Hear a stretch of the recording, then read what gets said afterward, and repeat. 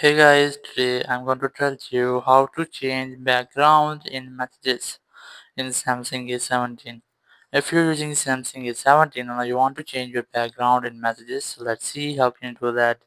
So if you want to change your background in your messages, so you just have to open your Samsung Messages app instead of Google Messages. So some phones it's pre-installed, but if you can't find it, you just have to open your Galaxy store. From here you can easily download Samsung's messages.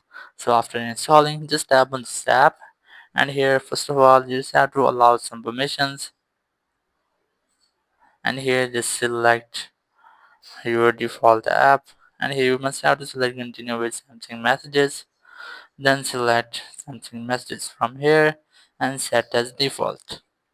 Once you have that, just tap on this option, and here you must have to add a recipient here. As let's see, I'm going to select this one, just select that, and here you just have to enter your message.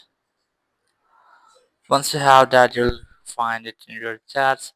Now just tap on three dots in the top right corner, go for customize chat room, and here you will get different colors. You can easily select which one you want, just tap on it, and you can see that the color of that has been changed. So that's how you can easily change background in Samsung A17. Thank you very much for watching the video.